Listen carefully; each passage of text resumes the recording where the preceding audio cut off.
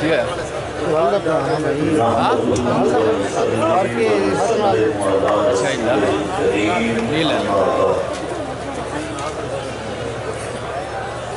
انتہائی قابل قدر معزز علماء کرام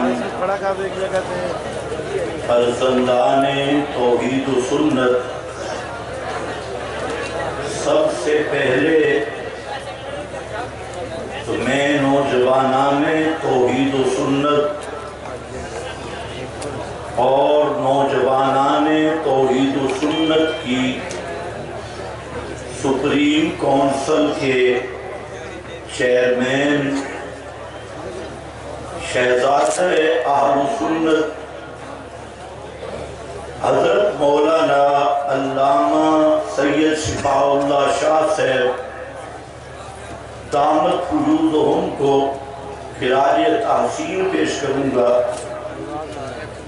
کہ اتنا بہترین نظم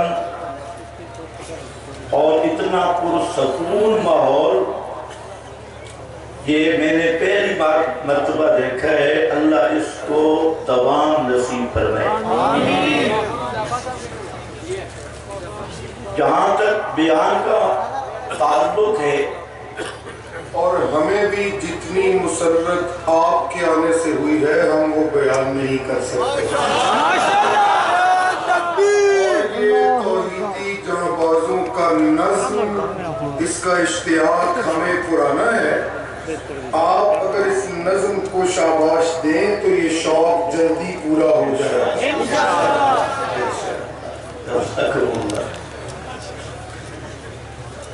میں اپنی بات کو مختصر کرنا چاہوں گا۔ اس بات میں کوئی شک نہیں کہ نوجوانان توحید و سنت باوجود مخالفتوں کے طوفان کے اور باوجود بدتمیزیوں کے پراپیگنڈے کے اور باوجود نفاق المنافقین کے زور شور کے انہوں نے اپنا مقام کر دیا جس کا تقریباً کئی نسلوں تک اس کی نظیر نہیں مل سکتی۔ نعرہ تکبیر، نعرہ توحید و سنت، نوجوانان توحید و سنت۔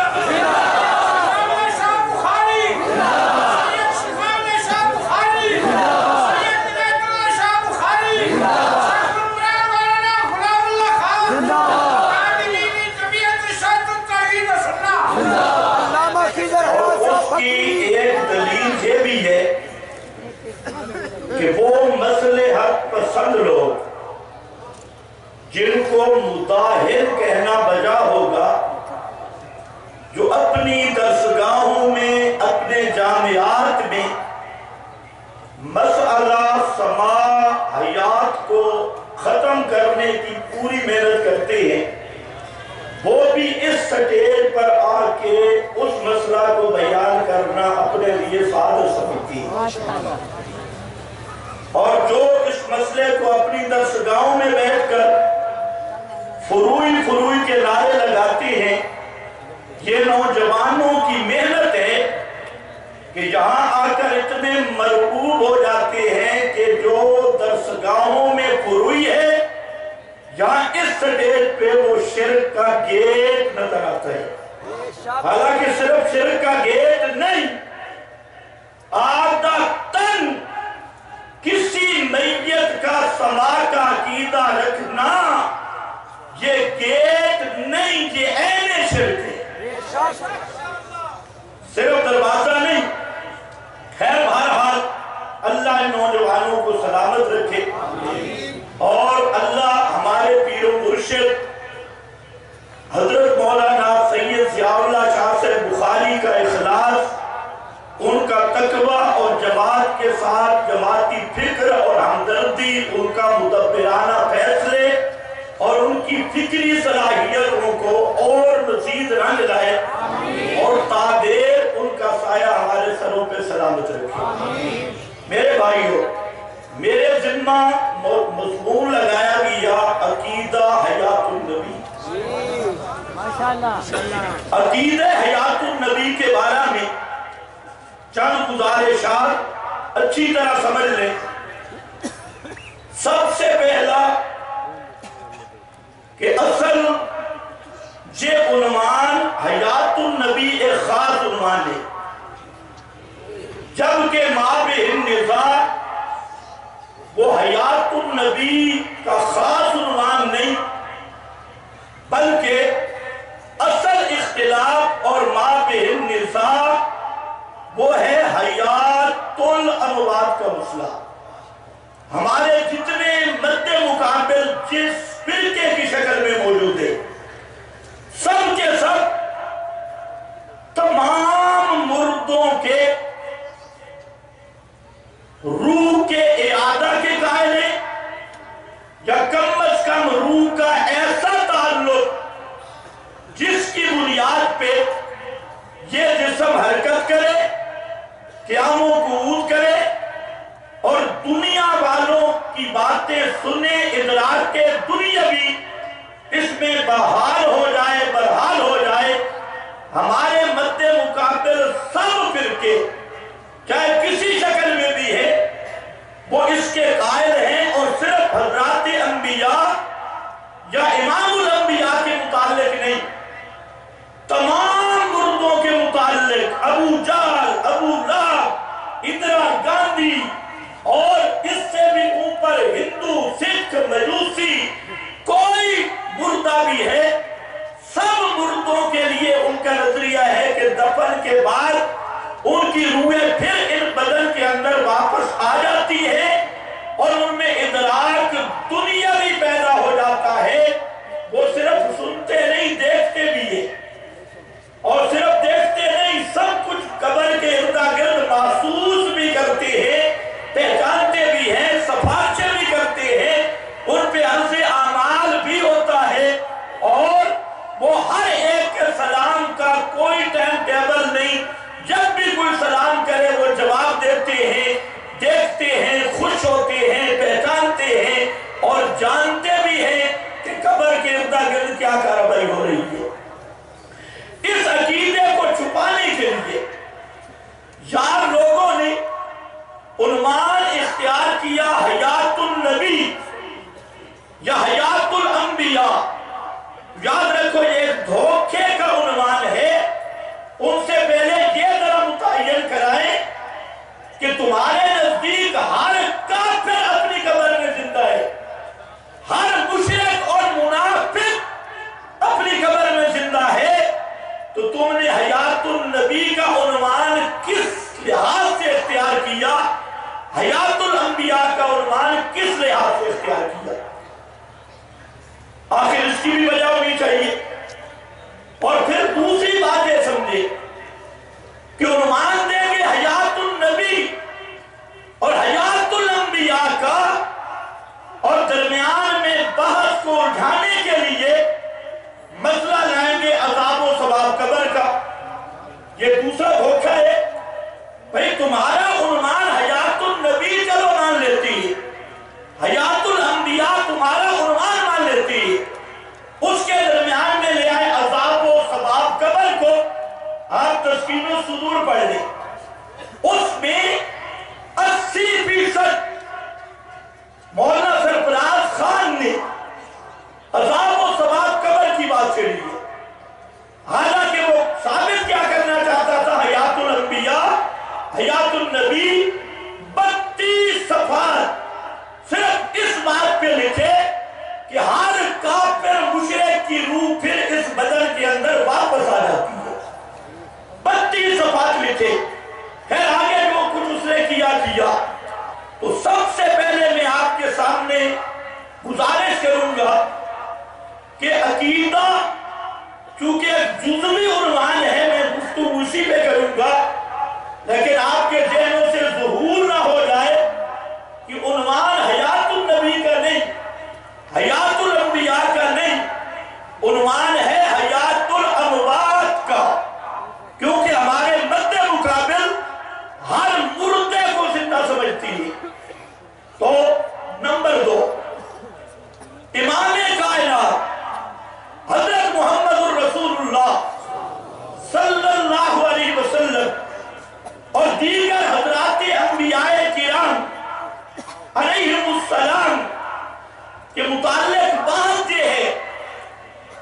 حیات کی بات بعد میں ہے، سب سے پہلا مسئلہ ہے موت الانبیاء کا، وفات الانبیاء کا۔ اور ہمارا جو مد مقابل فریق ہے، یہ بات اچھی طرح ذہن نشین فرما لیجیے کہ یہ وفات الانبیاء، موت الانبیاء کا در حقیقت ممکن ہے، اور صرف دھوکہ دیتے ہیں اور کہتے کیا ہے کہ انبیاء کی وفات کا مطلب یہ ہے ان کی روح ان کے بدن کے اندر سکیر دی جاتی ہے۔ جس طرح ایک برتن ہو، برتن کے اندر چراغ رکھو، اوپر ڈھکن دے دو، روح اندر بند ہو جاتی ہے، وہ روشنی ساری بند ہو جاتی ہے۔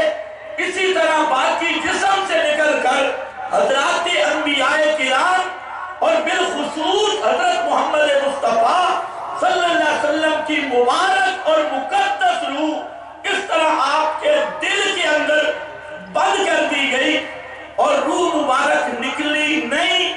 یہ وہ عقیدہ ہے جس کی طرف المحنن شریف نے اشارہ کیا، اور یہ وہ عقیدہ ہے جو آب حیات کی زینت بنا، اور یہ وہ عقیدہ ہے جس کو ہدایت الحیران میں عبدالشکور صاحب ترمذی انہوں نے کہا کہ تمام اکابرین دیوبند کا اس عقیدہ پر اجماع ہے، اگرچہ جھوٹ لکھا ہے لیکن اپنا عقیدہ بتا دیا۔ تو سب سے پہلی بات وفات الانبیاء، موت الانبیاء، یہ ہمارا یہ نظریہ ہے کہ موت عرفی، وفات عرفی، اس کا 14 صدیوں میں ایک ہی معنی کیا گیا، ابانت الروح عن الجسد ظاہرا و باطنا۔ تعبیر کے الفاظ بدلتے رہے لیکن معنی وہی رہا، روح اور جسم کی بالکلیہ جدائی، ظاہری بھی باطنی بھی، اس کا نام موت ہے۔ اور یہ قانون موت کا حضرات انبیاء کرام کے لیے بھی برحق ہے۔ امام الانبیاء حضرت محمد مصطفیٰ صلی اللہ علیہ وسلم کے لیے بھی برحق ہے۔ تمام خلق انسانی کی موت کی صورت روح کا جسم سے جدا ہو جانا، ابانہ سے بھی تعبیر ہوئی، انقطاع و تعلق روح اس سے بھی تعبیر ہوئی، اور خروج روح سے بھی ہوئی۔ بہرحال 14 صدیوں میں اس گجرات کے ذمہ دار سٹیج پہ پوری دنیا کے اہل بدعت کو پوری تحدی کے ساتھ کہنا چاہتا ہوں کہ 14 صدیوں میں کسی امام کی بات نہیں کرتا، کسی محدث کی بات نہیں کرتا، کسی فقیہ کی بات نہیں کرتا، کسی متقی کی بات نہیں کرتا۔ تمہارا کیا عقیدہ کہ موت کا مطلب روح بدن کے اندر سمٹ جائے، یہ اہل سنت کی طرح منسوب یا اہل اسلام کی طرح منسوب کسی ڈاکو کا بھی یہ عقیدہ نہیں۔ 14 صدیوں میں کسی زانی، چور، شرابی اور کسی بکریوں کے چرواہے کا بھی یہ عقیدہ نہیں جو عقیدہ تم نے اپنا ہے۔ بے شک یہ عقیدہ نہیں، پوری تحدی اور چیلنج کے ساتھ کہہ رہا ہوں کہ 14 صدیوں میں المحنت سے پہلے، آب حیات سے پہلے اگر کسی نے جرأت ہو تو اہل سنت کے امام کی بات بھی نہیں، کسی بڑے عالمی کی بات بھی نہیں، کسی عامی کا عقیدہ بتلا دو جو امت محمدیہ کی طرح منسوب ہو اور موت کا یہ معنی کرتا ہو۔ اس سے جب وہ ڈر گئے اور انہیں پتہ لگا کہ یہ عقیدہ المحنت کی ایجاد ہے، اور یہ بھی یاد رکھو المحنت 14ویں صدی کا انٹرنیشنل فراڈ نہیں، الفراڈ ہے۔ 14ویں صدی کا الفراڈ، انٹرنیشنل الفراڈ۔ اور پھر آب حیات، اس سے پہلے قتل کسی کا یہ عقیدہ نہیں۔ تو سب سے پہلی بات، حیات کی بات بعد میں ہوگی، پہلے موت الانبیاء کی حقیقت کیا ہے۔ انبیاء کے لیے موت کا وہ قانون ابانت الروح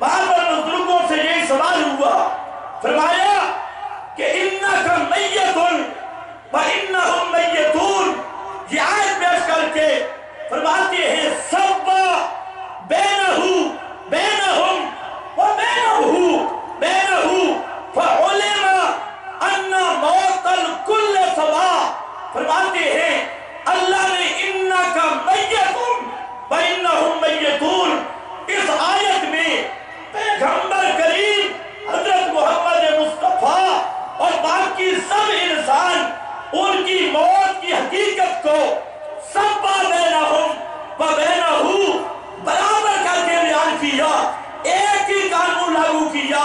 فَعُلِمَ أَنَّ مَوْتَ الْكُلِّ سَوَاءٌ، فرماتے ہیں اس آیت سے معلوم ہو گیا کہ موت الکل سواء، تمام انسانوں کی موت کا قانون ایک ہے۔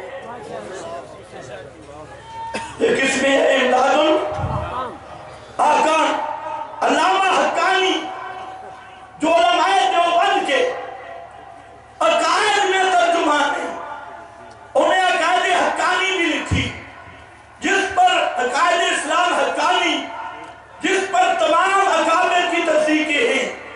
علامہ کی کتاب ہے تفسیر حقانی، اور بات کرتے ہیں، فرماتے ہیں پیغمبر کریم صلی اللہ علیہ وسلم کے لیے بات کرتی ہوئے کہتے ہیں اِنَّكَ مَيَّتٌ، موت عرفی کا معنی روح کی جسم سے مفارقت اور جدائی ہے۔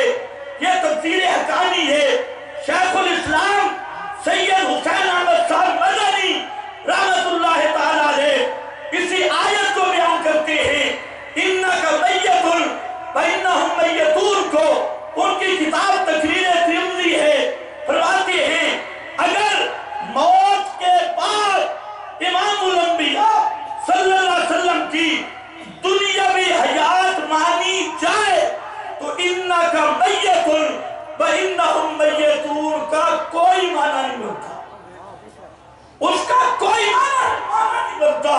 ترمذی، تقریر ترمذی، شیخ الاسلام سید حسین احمد صاحب مدنی رحمت اللہ تعالیٰ علیہ کی میں حوالہ دے سکتا ہوں، امام رازی نے بھی یہی لکھا، امام قرطبی نے بہترین انداز میں لکھا سَوَّا بَيْنَهُمْ وَبَيْنَهِ، پھر موت کے اندر اللہ نے پیغمبر کریم حضرت محمد مصطفیٰ اور تمام انسانوں کے لیے ایک قانون، ایک ضابطہ بیان کیا، مَا تَفَاضُلِهِمْ فِي غَيْرِهِ، اس کے علاوہ اللہ کے محبوب کی عظمتیں بڑی بلند ہیں، شانیں بلند ہیں، مقامات بلند ہیں، آپ کی موت کے بھی درجات بلند ہیں، اس کی عظمتیں عزتیں بلند ہیں، مَا تَفَاضُلِهِمْ فِي غَيْرِهِ، اس کے علاوہ ہر طرح کا تفاضل موجود ہے،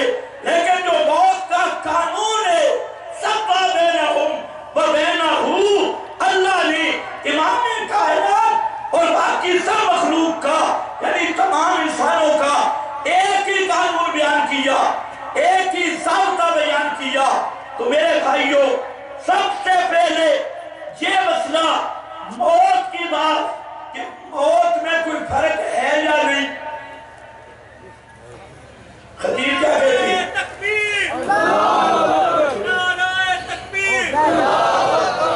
ان کے خطیب کیا کہتی ہے؟ اور یہ اِنَّكَ مَيَّتٌ الگ ذکر کیا، اِنَّهُمْ مَيَّتُونَ الگ ذکر کیا، الگ کیوں کیا؟ اِنَّكَ مَيَّتٌ الگ، اِنَّهُمْ مَيَّتُونَ الگ، میں نے کہا جب کٹھا ذکر کیا تم نے کہا نبی کا ذکر تو ہے ہی کوئی نہیں۔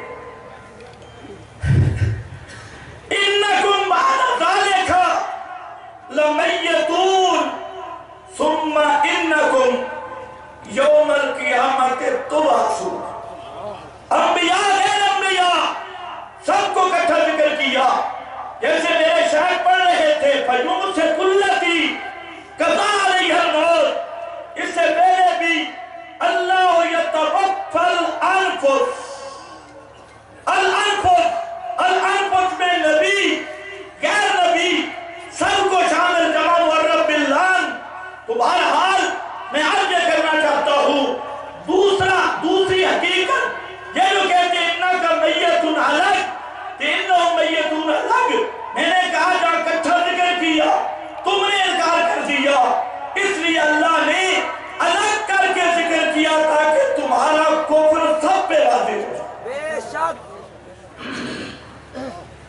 اور ساتھ یہ بھی ذہن میں رکھنا، خاتم المحدثین علامہ انور شاہ صاحب کاشمیری رحمت اللہ تعالیٰ علیہ، جو بحر العلوم ہے برے صغیر ہند میں، جہاں پر عجیب نکتہ بیان کیا اور مولوی کی ہر سازش کو توڑا، فرمایا واو عاطفہ بھی ہوتی ہے، واو کے اور بھی بڑے معنی ہوتی ہیں، لیکن ایک واو ایزن بھی ہوتی ہے۔ واو ایزن کا کیا معنی؟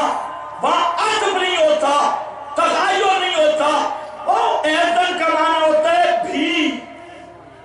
واو ایزن کا معنی بھی، یہ گلہ میں سے خراب بھی ٹھیک ہو گیا۔ واو ایزن کا معنی بھی، سارے بولو تو معنی کیا ہوگا؟ انکا میتن، میرے محبوب آپ پر بھی موت آنے والی ہے، اور آگے وَإِنَّهُمْ، اور ان پر بھی، اجلا بھی ہے نا بھی، اس نے تغیر کو ختم کر دیا۔ تو بہرحال یہ واو بمعنی ایسن، علامہ انور شاہ صاحب رحمہ اللہ نے اسی آیت کو بطور نظیر کے پیش کیا۔ تو پہلی بات کو میں یہاں ختم کرتا ہوں کہ سب سے پہلے مسئلہ حقیقت موت، اور یہ جو ہمارے مد مقابل لڑنے والے بدعت ہیں، یہ موت کے اس طرح منکر ہے جس طرح مرزا غلام احمد قادیانی ختم نبوت کا منکر ہے، اور اس نے ختم نبوت کا معنی بدل دیا، کہتے ہیں خاتم النبیین کا معنی اب جو نیا نبی آئے گا تو محمد مصطفیٰ کی مہر سے آئے گا، نبیوں کی مہر۔ تو کہتے ہیں میں بھی خاتم الانبیاء مانتا ہوں، بعین ہی اس نے ختم نبوت کے معنی میں تحریف کی، اور اس ٹبر نے موت کی حقیقت میں تحریف کی۔ جس طرح مرزا باوجود تحریف کے 1000 دفعہ کہے میں خاتم النبیین مانتا ہوں، کوئی مسلمان مرزا پہ اعتبار نہیں کر سکتا۔ اسی طرح یہ جو موت کو ہم اس کے ساتھ تعبیر کرنے والے ہیں کہ روح نکلی نہیں، یہ لاکھ دفعہ کہے کہ ہم موت مانتے ہیں، خدا کی قسم یہ کبھی بھی موت کو نہیں مانتے۔ انہوں نے موت میں تحریف کی اور موت کی حقیقت کو بدل دیا۔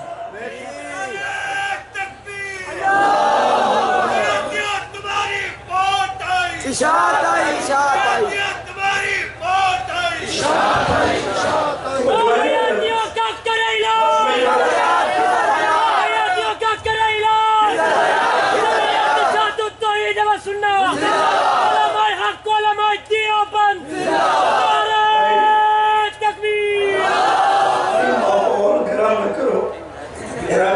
بالکل بن گیا۔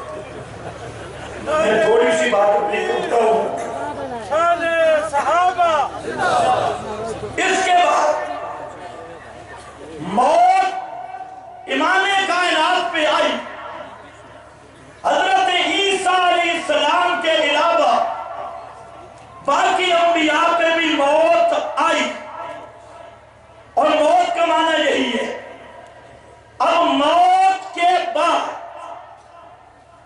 یہ بات ذہن میں رکھنا، موت کے بعد امام کائنات حضرت محمد مصطفیٰ تمام انبیاء، شہداء، مومنین، ہر ایک کو اپنے مرتبہ اور درجہ کے مطابق ایک قسم کی حیات حاصل ہے، ایک نوع کی حیات حاصل ہے۔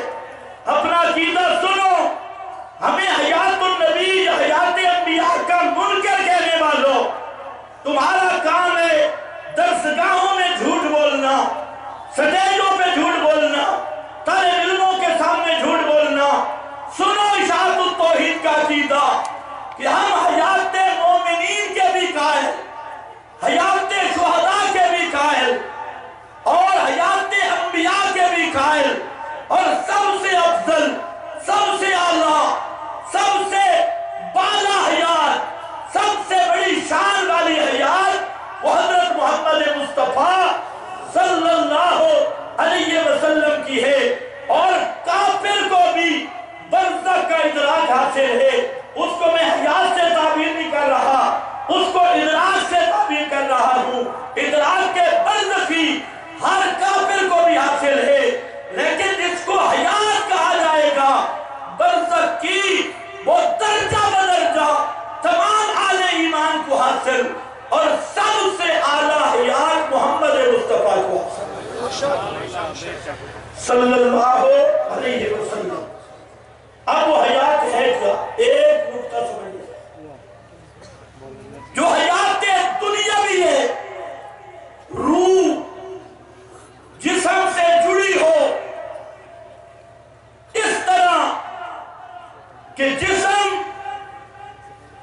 میں ادراک کے دنیا بھی ہو، اٹھنا بیٹھنا قیام و قعود ہو، اعادہ کی صورت یا ایسا تعلق ہو بدن کے ساتھ، یہ حیات دنیا بھی ہے۔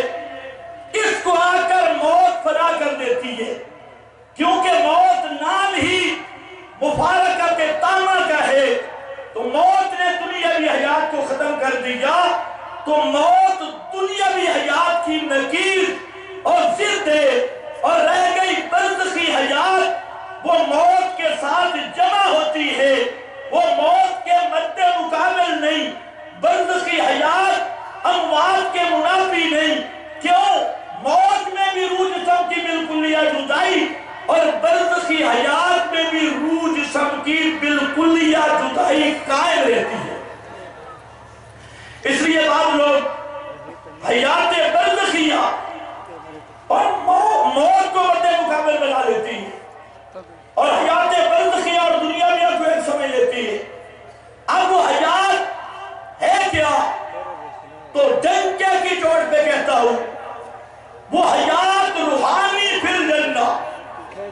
وہ حیات کیا ہے؟ حیات روحانی فی الجنہ، حیات روحانی فی الجنہ بالاسالت، وہ ارواح کی حیات ہے، اور اس کا ضرب جنت ہے، شہداء کے لیے، مومنین کے لیے، اور حضرات انبیاء کرام کے لیے، رفیق اعلیٰ اور حضرت محمد مصطفیٰ صلی اللہ علیہ وسلم کے لیے رفیق اعلیٰ میں بھی سب سے افضل مقام، سب سے اعلیٰ مقام، سب سے اونچا مقام، وہ حیات دنیاوی بھی نہیں، دنیا کیسی بھی نہیں، وہ حیات خالصتاً بالاسالت روحانی فی الجنہ ہے۔ اس کو میں ثابت کر سکتا ہوں 5 عنوانوں سے، 5 طریقوں سے۔ پہلا طریقہ، دلائل کا عنوان دے رہا ہوں صرف۔ پہلا طریقہ، ہمارے دوست جس آیت کی تعریف کرتے ہیں اس کا مختصر مفہوم سنو۔ فرمایا لا تقولوا لمن يقتل في سبيل الله اموات بل احیاء ولكن لا تشعرون، اور سورہ آل عمران میں لا تحسبن الذين قتلوا في سبيل الله امواتا بل احیاء عند ربهم يرزقون۔ تو سنو، پوری تحدی اور چیلنج کے ساتھ کہتا ہوں، 14 صدیوں کے مفسرین، 14 صدیوں کے محدثین اور 14 صدیوں کے فقہاء عام اس سے کہ وہ حنفی ہوں، شافعی ہوں، مالکی ہوں اور حنبلی ہوں، کوئی بھی ہو، ان 2 آیتوں کا معنی محمد مصطفیٰ صلی اللہ علیہ وسلم سے بیان کیا کہ ان 2 آیتوں کا معنی حضرت محمد الرسول اللہ صلی اللہ علیہ وسلم نے 40 احادیث میں بیان کیا۔ کتنی حدیث میں؟ 40 حدیث، جس کو امام رازی فرماتے ہیں متواتر روایات۔ مولا ادریس کامل معارف القرآن میں لکھتے ہیں متواتر روایات۔ حضرت شاہ عبدالعزیز محدث دہلوی فضل العزیز میں لکھتے ہیں متواتر روایات۔ ابن عطیہ فرماتے ہیں المحرر المجید میں متواتر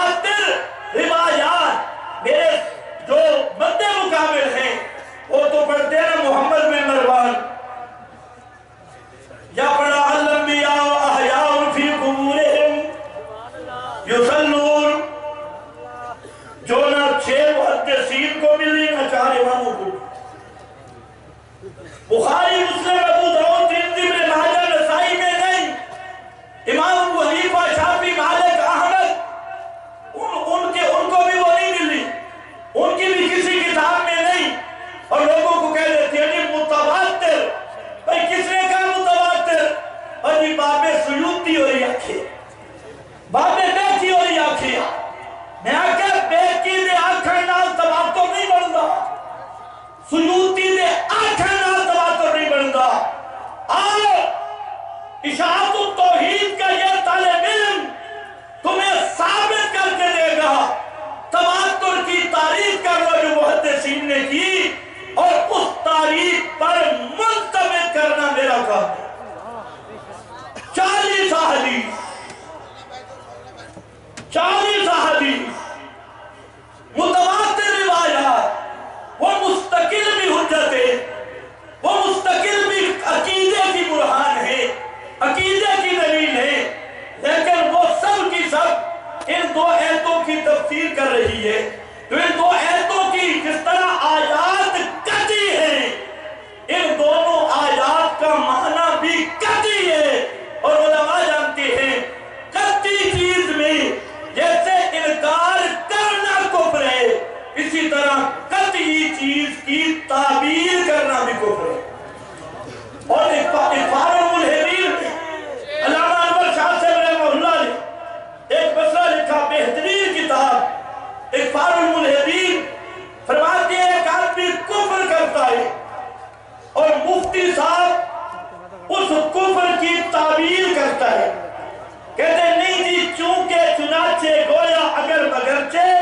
علامہ انور شاہ سے فرماتی ہے وہ کفر کرنے والا بعد میں کافر ہے، پہلے یہ مفتی کافر ہے جو کفر کی تعبیر کرتا ہے.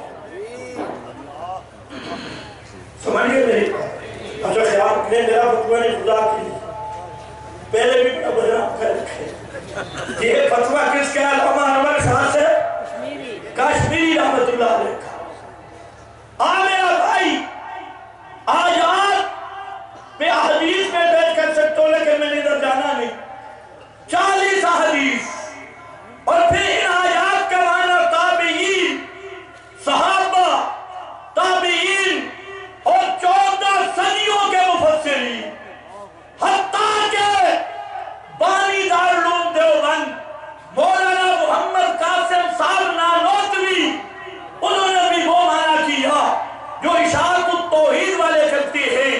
14 تاکہ جلالین کا بابا سیوطی وہ بھی یہاں مجبور ہوا، حضرت عبداللہ بن عباس کی روایت لایا اور وہی حدیثیں پیش کی. جن 40 احادیث کا خلاصہ یہ ہے کہ شہید کی زندگی کا مطلب ہے ان کی ارواح جنت میں ہے، اور جرذکور کا مطلب یہ ہے تاکل من ثمار الجنہ، وہ روحیں جنت کا رزق کھاتی ہے. یعلق فی شجر الجنہ، وہ جنت میں چرتی ہے، رزق کھاتی ہے.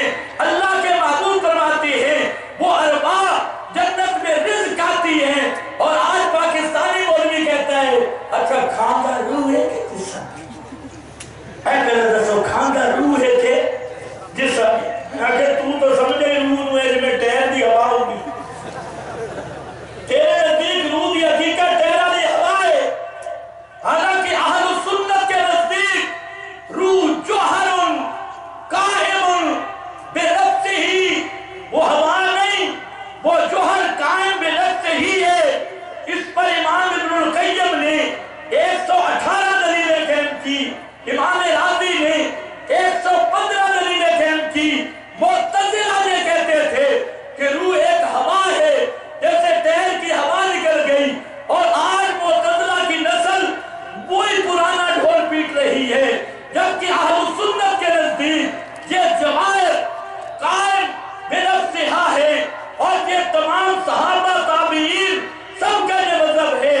آج میرا بھائی اللہ کے محبوب کا فیصلہ 40 حدیث میں کہ شہید کی زندگی کا مطلب یہ ہے ان کی ارواح جنت میں چلتی ہے، جنت کی نہروں سے پانی پیتی ہے، حتیٰ کہ وہ تمنا کرتی ہے کہ اللہ انت رد ارواحنا فی اجسادنا، ہماری روحوں کو جسموں میں واپس کر دیا طرف سے جواب ملتا ہے جو روح جہاں آ گئی انی کتبت علیہم انہم لا یرجعون، جو روح آ گئی میں نے لکھ لیا وہ قیامت تک پھر اس بدن میں واپس نہیں آ سکتی۔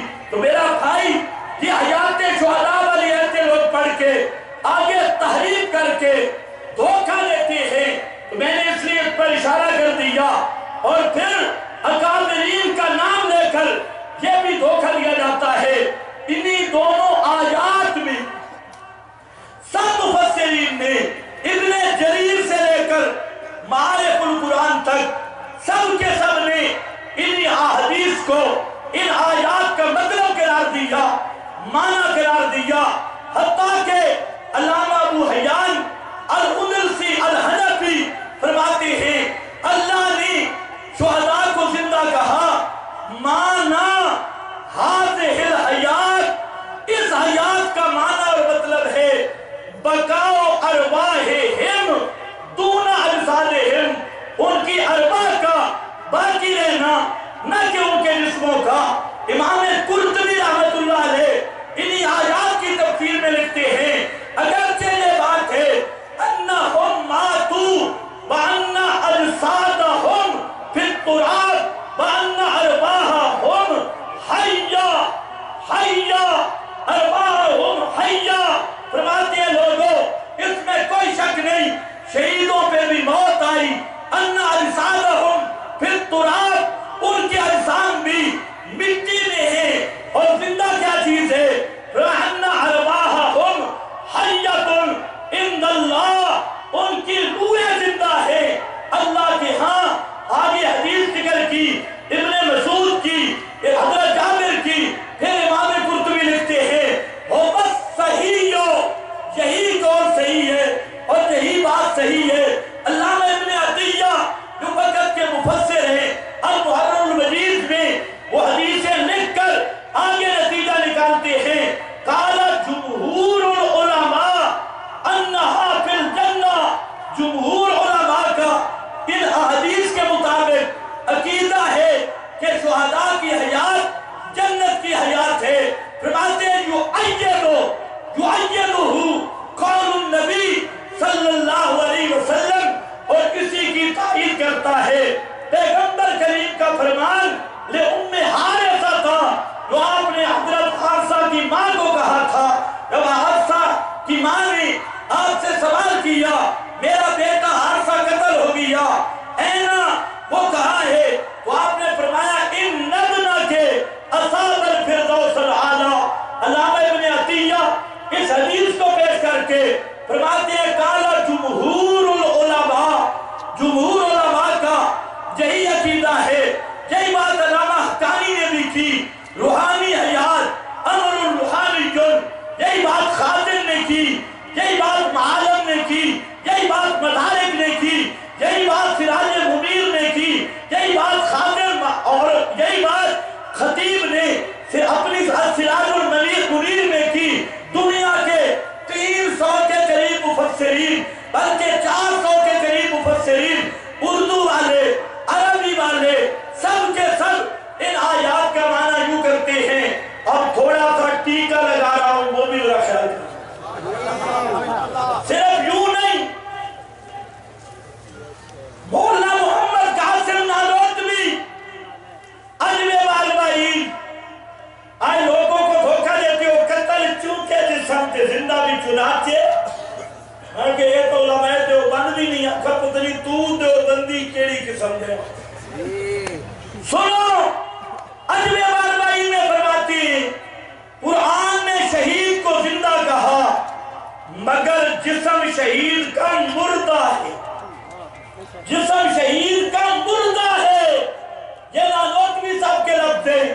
مولا ادریس کاندلوی علم الکلام میں لکھتے ہیں قرآن نے شہید کو زندہ کہا مگر جسم شہید کا مردہ ہے، یہ مولا ادریس کاندلوی کے لفظ ہیں۔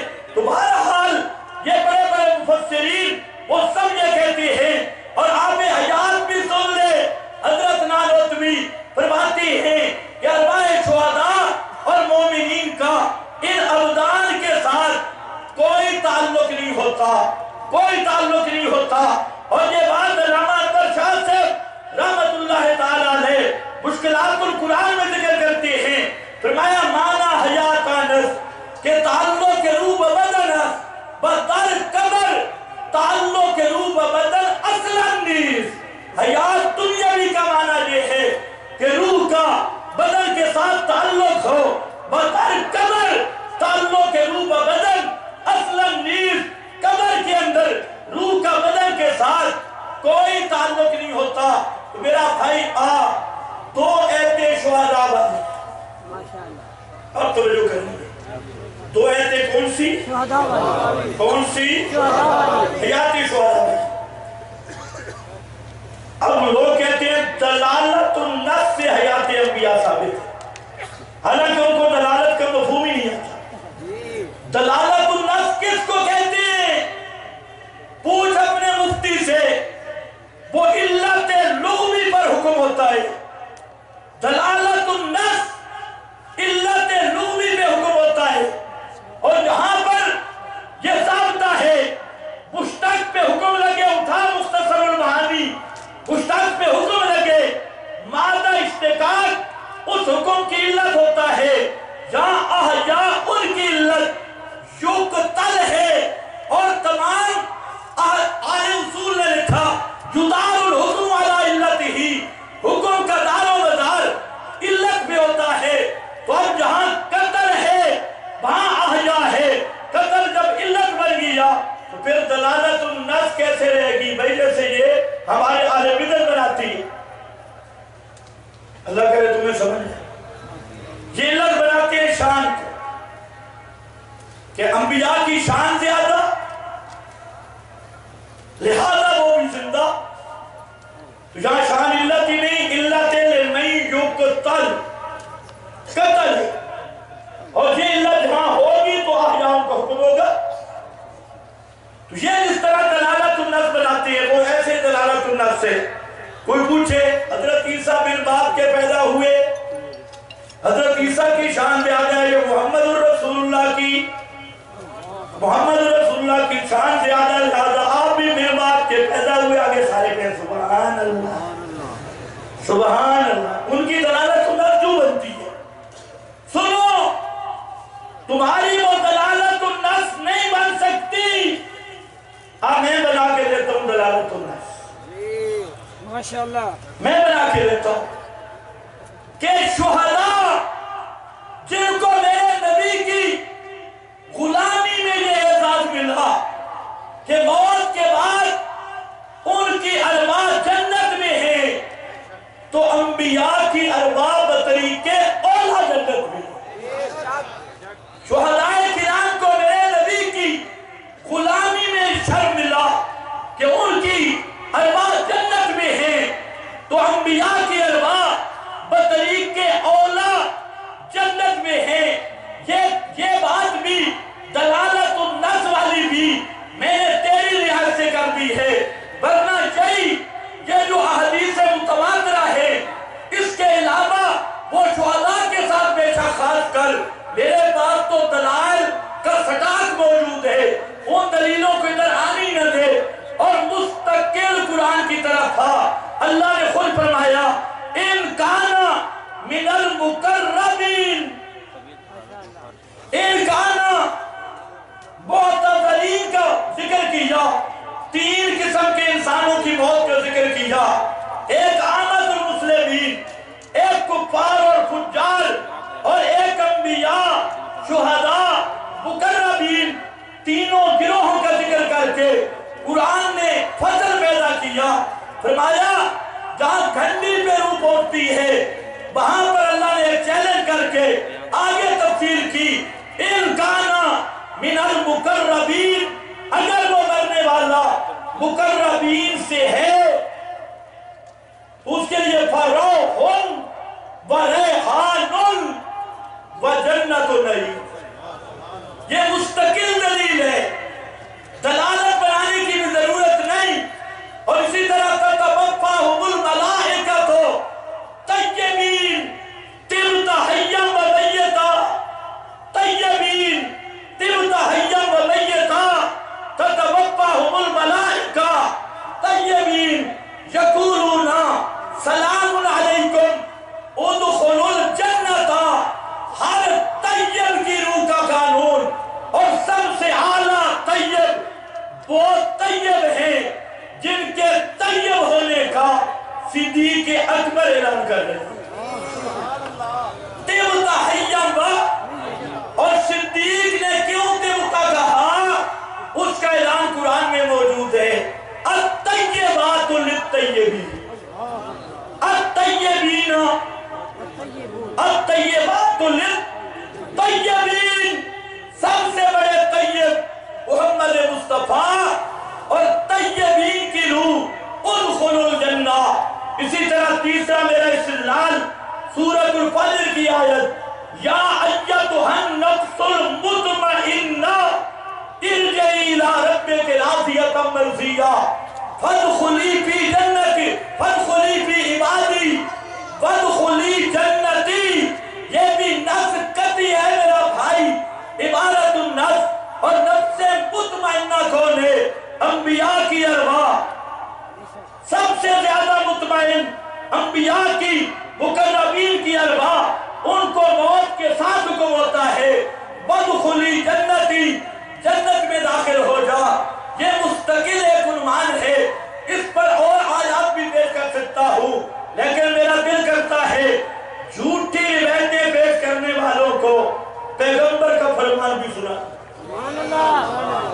اور انتہائی اختصار کے ساتھ 10 حدیثیں صحیح سند کے ساتھ، اور دنیا کا کوئی ملا ان کی سند کو چیلنج نہیں کر سکتا۔ صاف ستھری سندیں موطا مالک میں، بخاری میں، مسلم میں، صحیح ابن حبان میں، مسند احمد میں، تمام کتب حدیث اور تمام مذاہب اربعہ کے ماننے والے ان کی کتب میں موجود۔ فرمایا اللہ کے محبوب مکرم صلی اللہ علیہ وسلم نے سب سے آخر اللہ سے کیا چیز مانگی؟ اللہم الحقنی بالرفیق الاعلی، اللہم انی اسألک الرفیق الاعلی، اللہم مع الذین انعم اللہ علیہم من النبیین والصدیقین والشہداء والصالحین۔ اللہ کے محبوب نے اپنی زندگی کے آخر میں اپنے رب سے مانگا، میرا رب مجھے رفیق کے اعلیٰ پہنچا دے۔ کہاں پہنچا دے؟ رفیق کے نعرے بہت لگاتے ہو، بولتے نہیں، کہاں پہنچا دے؟ رفیق کے 10 حدیث سے یہ مضمون بھی متواتر بن جاتا ہے۔ سب محدثین نقل کرنے والے رفیق اعلیٰ پہنچا دے۔ اب یہ جھگڑا ہے رفیق اعلیٰ اوپر ہے یا نیچے؟ یہاں ڈنڈی مارتے ہیں جی رفیق اعلیٰ نیچے۔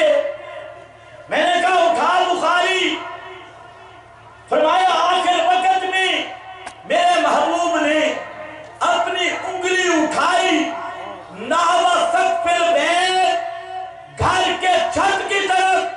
اگر تمہارے گھروں کی چھتیں نیچے ہیں تو رفیق اعلیٰ بھی نیچے ہے۔ نحو سقف البیت، اوپر ہاتھ اٹھایا، ماسٹر کہتے ہیں نیچے، پیغمبر کہتے ہیں اوپر۔ جگر ہے نا ماسٹر کا، آئے اللہ کے رسول کے مقابلہ، رسول فرماتے ہیں اوپر، کہتے ہیں نہیں تلے رفیق اعلیٰ نیچے، نحو سقف البیت۔ اور جہاں تک تمہیں اشارتی نہیں بولت دیں گے آگے چلا، یہ رفیق اعلیٰ کیا ہے؟ اولئک الذین انعم اللہ علیہم من النبیین والصدیقین والشہداء والصالحین حسن اولئک رفیقا، اللہم الرفیق الاعلی۔ اور قرآن تو نکل آیا رفیق اعلیٰ کے لئے، تیرا تلے جوتے کے درجاتی من النبیین والصدیقین، اور حضرت فاطمہ رضی اللہ تعالیٰ عنہ بخاری اٹھا فرمایا یا ابتا من جنت الفردوس بابا، حضرت فاطمہ نے متعین کر دیا کہ آپ جو رفیق اعلیٰ مانگ رہے تھے وہ رفیق اعلیٰ ہے جنت الفردوس۔ وہ رفیق اعلیٰ کیا ہے؟ جنت الفردوس۔ اب جنت الفردوس کہاں ہے؟ لوگ اس میں بھی ڈنڈی مارتے، وہ جنت بھی یہاں آ گئی۔ اللہ کے محبوب نے فرمایا اذا سألتم اللہ فاسألوہ الفردوس، جب بھی اللہ سے مانگو جنت الفردوس مانگا کرو۔ اور جنت الفردوس کیا ہے؟ فرمایا ہوگا اوسط الجنہ اعلی الجنہ سقفہ عرش الرحمن، وہ ساری جنت سے اونچی جنت، ساری جنت سے افضل جنت، سقفہ عرش الرحمن، اس جنت کی چھت رحمان کا عرش ہے۔ میرے نبی نے رفیق اعلیٰ مانگا، رفیق اعلیٰ ہے کہاں؟ وہ جنت الفردوس ہے۔ اور جنت الفردوس کہاں ہے؟ اللہ کے عرش اس کا لنٹر بنتا ہے، عرش کے نیچے ہے۔ اس لیے میرا بھائی توجہ کر، حضرت عائشہ فرماتی ہیں، یا ایک حدیث کا ٹکڑا ذہن میں رکھ لے، حضرت عائشہ فرماتی ہیں جب آپ نے یہ مانگنا شروع کیا اللہم انی اسألک الرفیق الاعلی الحقنی بالرفیق الاعلی، تو آپ جب تندرست تھے صحت کے زمانے میں اللہ کے محبوب ایک فرمان جاری کرتے تھے، ایک بات ارشاد فرمایا کرتے تھے، وہ بات ذرا سننا۔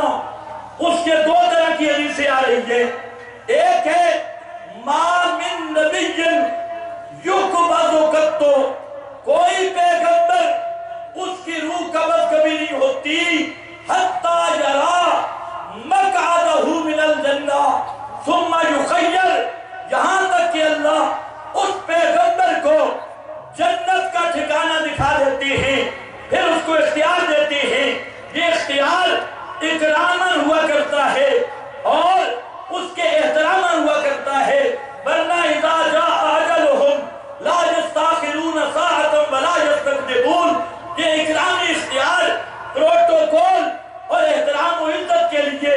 ثم یخیر، حضرت عائشہ فرماتی ہیں یہ بھی ذرا یاد رکھو، دوسری حدیث کے لفظ ہیں لا یموت نبی قط، لا یموت نبی قط، اس طرح ثابت کی جاتی ہے حیات الانبیاء، ہر نبی کی بات، ہر نبی کی بات۔ ایک آدمی پڑھ رہا تھا الانبیاء حیاء فی قبورہم، میں نے اسے پوچھا الانبیاء کا الف لام کون سا ہے؟ یہ کیا مطلب؟ کہ الانبیاء حیاء فی قبورہم سارے مراد ہیں عباس؟ دیکھے پھر کیونکہ ابھی کہتا ہے نا سارے مراد ہیں تو پھر قادیانی بنے۔ حضرت عیسیٰ ہے قبر میں تو پھر کوئی سمجھ نہیں ہے، حضرت عیسیٰ ہے قبر میں۔ الانبیاء احیاء فی قبورہم یصلون، اس الانبیاء میں حضرت عیسیٰ داخل ہیں یا نہیں؟ ان سے پوچھو۔ اور جب آپ ارشاد فرما رہے تھے تو آپ داخل تھے؟ آپ نے یہ ارشاد قبر مبارک سے فرمایا، ظاہر بات ہے آپ بھی اس وقت فی قبورہم کا مصداق ہو اور استقبال پر کسی چیز کا قرینہ بھی نہیں۔ پھر الانبیاء احیاء فی قبورہم کا الف لام آج تک تمہاری کے قرمیوں سے متعین نہیں، یہ الف لام کون سے؟ میں بتاتا ہوں لا یموت نبی قط، یہ حضرت عیسیٰ کو بھی شامل ہے، محمد مصطفیٰ کو بھی شامل ہے، ماشاءاللہ دونوں کو شامل۔ کسی پیغمبر پہ موت نہیں آتی جب تک جنت کا ٹھکانہ نہیں دکھا دیا جاتا اور پھر اکرامی اختیار دیا جاتا ہے۔ ثم یخیر، حضرت عائشہ فرماتی ہے جب میں نے آپ کے یہ لفظ سنے علمت انہ لا یجاورنا، میں سمجھ گئی کہ اللہ کے محبوب ہمارے پڑوس میں